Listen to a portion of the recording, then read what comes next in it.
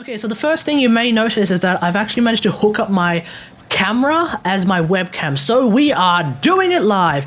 We're looking at all of the warframes that either don't give a crap about armor or can actually strip armor really effectively as the steel path comes out, because one of the big complaints about the steel path, one of the big worries, is that enemies are going to have way too much armor. So let's start off with the two warframes who literally don't care about armor. First one, of course, is going to be Garuda. So let's say we spawn these level 145 Exo Gokstat officers. They often have a lot of armor. The best way to deal with that armor is to just simply use slash procs, and then you can do something like this. You charge up the bomb, and even though they have a lot of armor,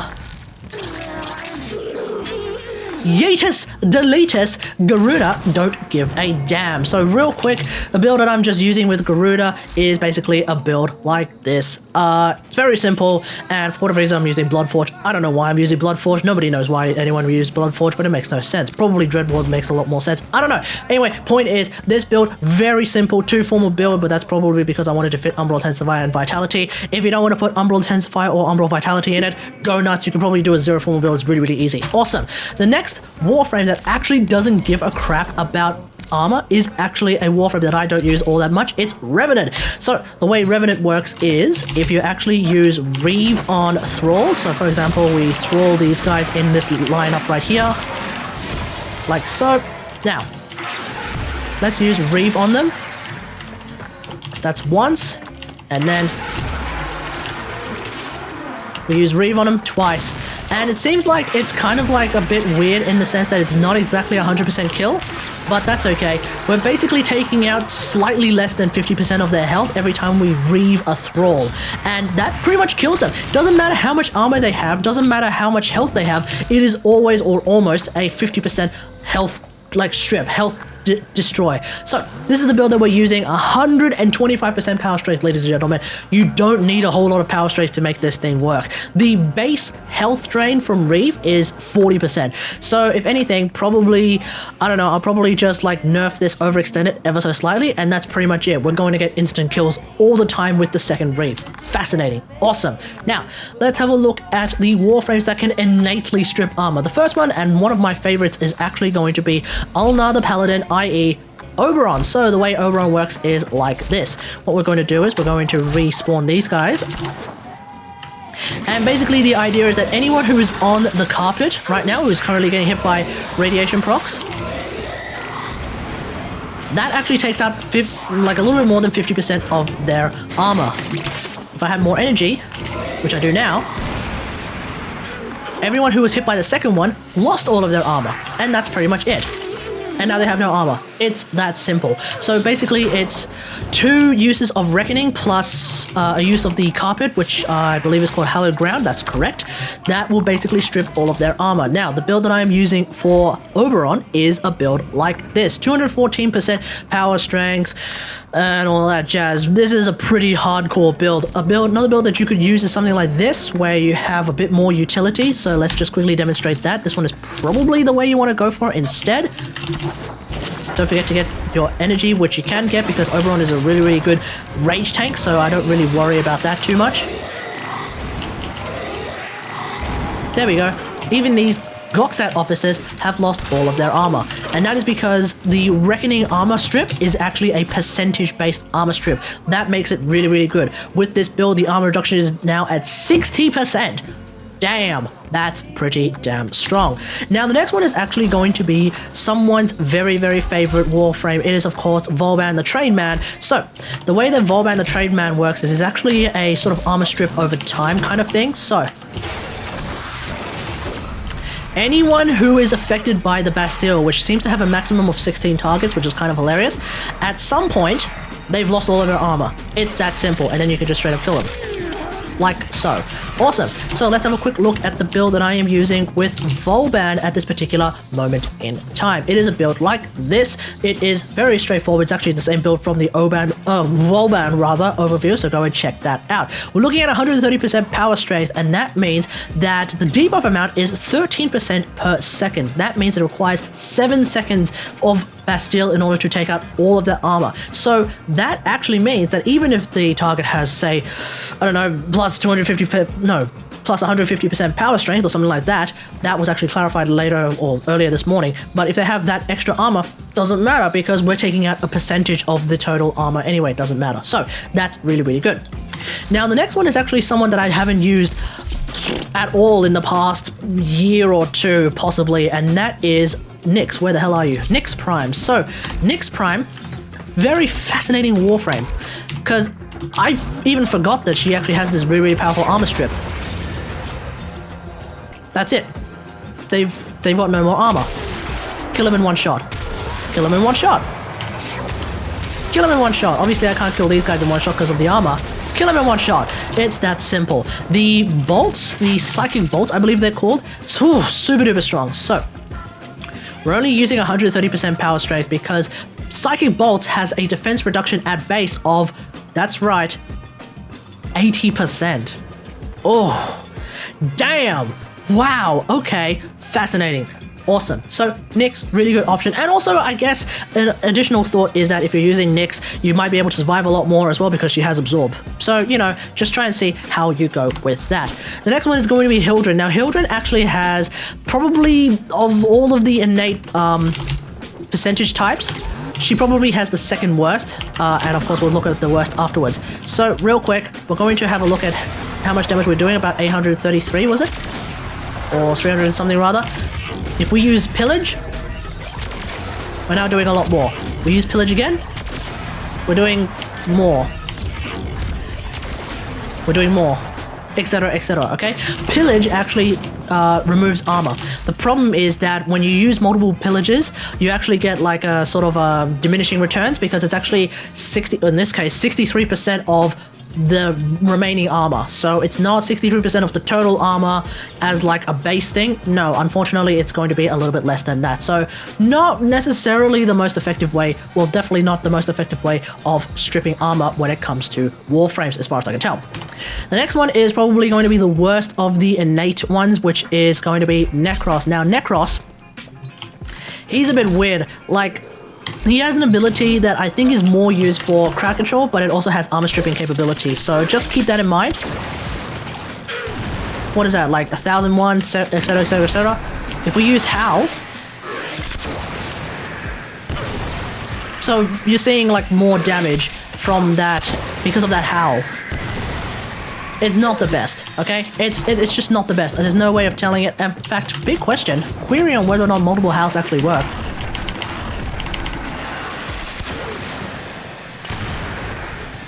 Probably not. Point is, the Howl of Terror, that actually gives some armor strips. So let's just have a quick look at the build that I'm using. Nekros mains, if you actually use Howl of Terror, or Terrify rather, to armor strip, let me know how you actually do it because I don't think it's all that good, right? But it does still work. It still reduces armor to some degree. A rather small degree. Alrighty, now let's move on to 3 warframes that actually use status procs in order to reduce armor. The first one, of course, very simple, Saryn. So Saryn's toxin spores, they basically strip armor because they're doing corrosive procs. Awesome. So you just do that, and you see how there's corrosive procs that are showing up? Great, awesome. So we're doing like 1,300 or something rather damage. Okay. 900 damage. You know, it's that kind of thing. Etc., etc. It'll just sort itself out. In fact, I think a better weapon for this would be the Paris Prime. So let's just quickly equip the Paris Prime, also known as the Platinum Arrow. Better way to demonstrate. What is that? 8,000 damage on an orange crit? Awesome. 40,000 damage on an orange crit. There we go. We put that spore on this guy once more. Voila. So that is a thing that you can do. And if you actually spread those spores, then obviously now you have a bunch of enemies that have way less health. Awesome. Oh, ignore the ones who actually lost all of their armor. We're going to talk about that in a second, okay? But yeah, as you can see, when these guys all have their spores and they have their 10 corrosive procs, it's a lot easier to kill them. And that's probably going to be the same when you're going up against enemies in the steel path. assuming you can actually hit him at all. So let's just quickly have a look at the Saryn build that I'm using. Probably not the Saryn build that a lot of Saryn primes will be using, but this is basically what I'm rolling with, okay? Regenerative Molt, I think, is really, really powerful for that healing, so I guess if you really want to use Saryn and you want to stay alive, this is probably a good idea. Don't quote me on it though, because I'm not a Saryn main. Just ask your local Saryn main how they would use their Saryn. Awesome, fantastic. So let's move on to the next Warframe, which is going to be Wisp. So let me see if I just do that. Awesome, there we go. So Wisp has something to do with her soul gate. So what you're going to notice is, well, when we use Soulgate by itself, it kind of already strips armor in the sense that it does heat procs. Great. Awesome. But if we use the haste mode, the damage is actually going to ramp up because of those corrosive procs. And as you can see, these Gokstat officers, they're starting to die. And of course, if you decide to supercharge, then you can do that as well. Although I probably don't recommend supercharging it, because until they have their 10 corrosive procs, you're actually wasting energy, if you know what I mean. Because you kind of want to wait for those procs to actually build up first before it makes no difference between whether or not you supercharge or not, because you're essentially using twice the amount of energy to do twice the amount of damage. So therefore, you kind of want to get those corrosive procs happening first before you supercharge like so. Otherwise, you could just supercharge if you want. Just, that's entirely up to you. Etc, etc. Awesome. So let's just have a quick look at the Wisp build that I am using. This is the Wisp build that I am using. Now, the big question is whether or not you decide to use Stretch plus Narrow-Minded, or if you decide to actually have more than 100% power range rather. I personally don't mind either. I think having more than 100% power range is not necessarily a bad idea. Some people say, oh my god, if you're using more than 100% power range, you're not using Wisp correctly. I'm like, the hell are you talking about? Either way, this is a build that you can use with Wisp. It's a one-former build, really simple to use, and behind me is Vitality, Arcane Energizer, Grace, and all that jazz. Okay, awesome. Let's move on to the next Warframe, which is going to be Ember, the Fire Chicken herself. So Ember basically strips armor through the use of an augment and actually heat procs. So we're actually going to talk about her pretty much now. Actually, now is a good time to talk about her. I probably should have actually put her in the other category, but that's okay. So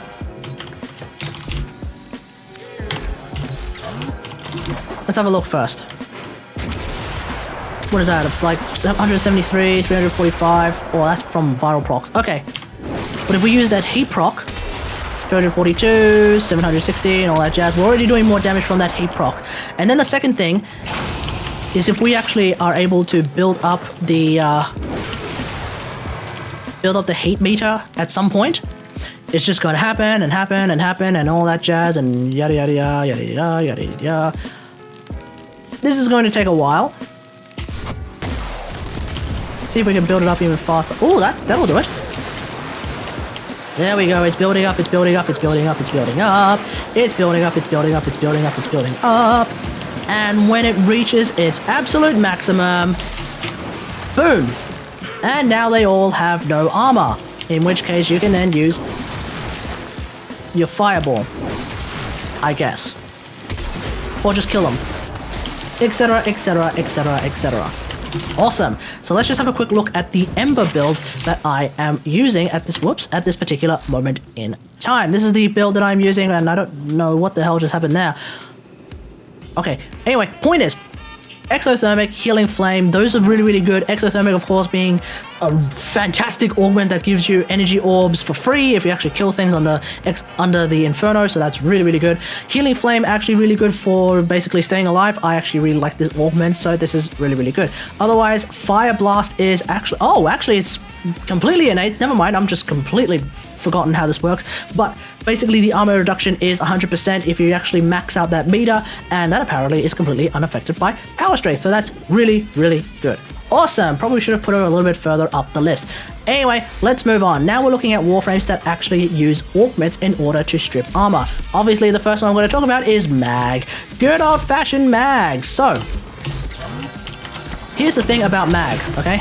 You're gonna need energy, first off.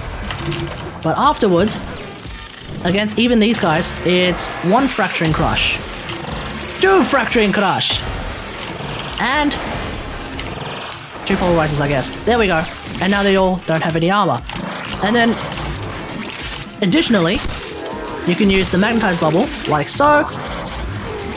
And also you can nuke the Magnetized Bubble, like so.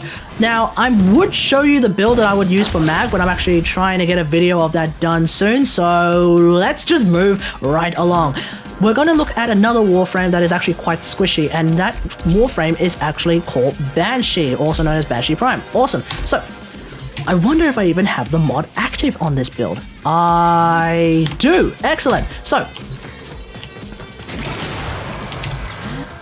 this one is really, really simple. Done. They don't have any armor now. It's theoretically a corrosive proc, but it doesn't really function like a corrosive proc.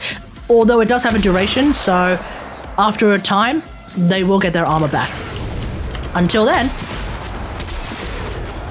yada yada yada yada yada yada. Awesome. So the mod that I was looking for is basically something called Sonic Fracture, I believe. Yes, Sonic Fracture. So that is a 70% armor strip at base, which means with 145% power strength or slightly under that, you get that 100% armor strip. Really, really powerful, really, really effective. Okay, the next one is actually going to be a Warframe that I haven't used in a very long time as well. We are, of course, looking at Ash. Come on. There we go. Okay, so Ash basically has an augment for his first ability as well, just like Banshee, except it's kind of single target. But that's basically it. Done. Easy. So that augment, real quick, let's have a look at it, is something called, where is it? Seeking Shuriken. So it's basically like Banshee's Sonic Fracture, except it's one enemy, so that's a little bit unfortunate. So again, we run 145% power strength, we get 100 and apparently 1% armor reduction, which I guess doesn't really mean a whole lot, because typically Sortie armor modifiers, they only affect Corrosive Projection actually, so we don't really need to worry about that at all. Alrighty, the next one is going to be a Trinity, so where? Oh no, I don't actually have a Trinity thing. Okay. Trinity is down here, and let's see if I even have it on. I do. So the way Trinity works is very simple. Anyone who is affected by Trinity's link is already losing armor. So 690 damage, 3000 damage. See the big difference? Now, for whatever reason, I haven't actually built for a baiting link. That's okay. Let's just have a quick look at the build that I am using. This is a build, 139% power strength, because sure, I guess. That will actually reduce the armor from 45% base. That will actually reduce the armor by 62%, so okay, cool. I guess you need like 210% power strength, I guess, if you want to get full armor strip, unless there is a cap, which I'm not aware of. I'm not 100% sure about that, but Trinity mains, if you want to use a baiting link, go nuts. That one is a good option. And then finally, we also have good old-fashioned Hydroid. So Hydroid uses Tempest Barrage, and this is actually all about, okay, anyway, this is all about the corrosive procs from Tempest Barrage. So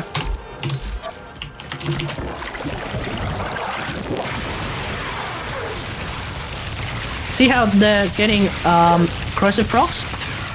But it is corrosive procs. So obviously corrosive procs were nerfed in the sense that they don't strip armor completely anymore. Once you get those 10 corrosive procs, it is a lot less armor, but not full armor strip. So for example, this guy with 10 is going to die very, very quickly, as opposed to someone with like 5,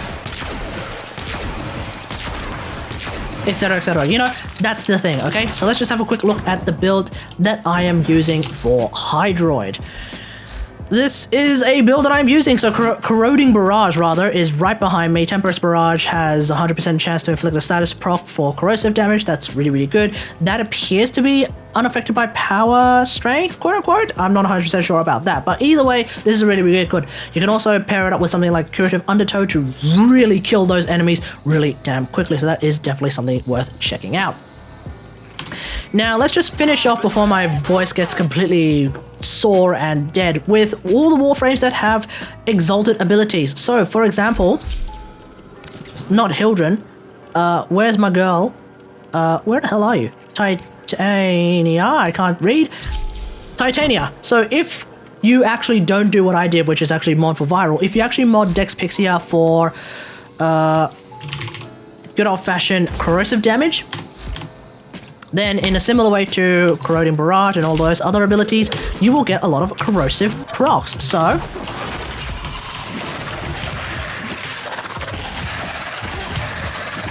because we're using Razorwing Blitz.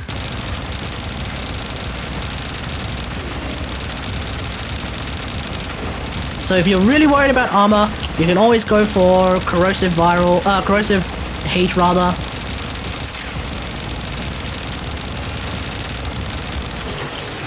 Etc, etc. If you want to have a look at the Titania build, just go and check out the Titania overview that I did, or probably the slightly more recent Titania build that I did.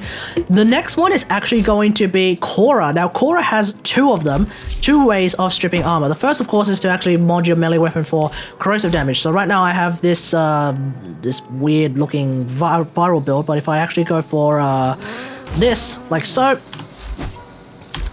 that my melee weapon is using corrosive damage.